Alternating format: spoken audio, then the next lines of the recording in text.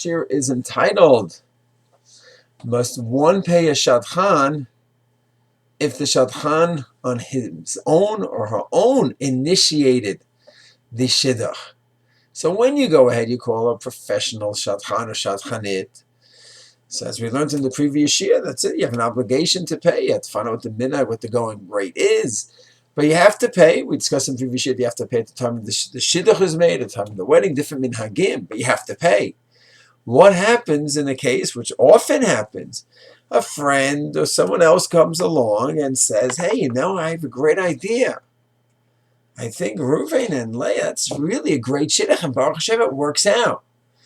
Now, neither side hired the Shadchan. No one went to the Shadchan. No one met with the Shadchan. The parents didn't meet with the Shadchan first. The young woman, the young man, no one went. On his own, the Shadchan, on her own, the Shadchanit came and said, hey, this would be great. And the Shidduch goes through. And then the person who made the Shidduch said, okay, the minhag is to pay this amount. So what do you mean we didn't even hire you? We really thank you so much. We get you a little glass bowl or a nice gift, but we don't owe you money as a Shadchan, a Shadchanit. It's a fascinating shaila.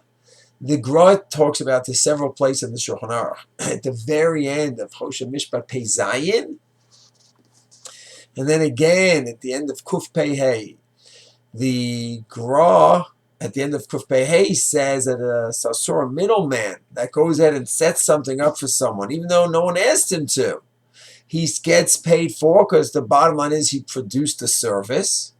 The Gra there doesn't talk about a Shadchan, but both can learn out from there. And then in Pei Zayin, the end of Pei Zayin, the Gra says that a Shadchan that does it on his own initiative, he is paid as someone who went ahead and provided a service, even though he wasn't required, he wasn't requested, no one asked him to, no one set it up as a business contract.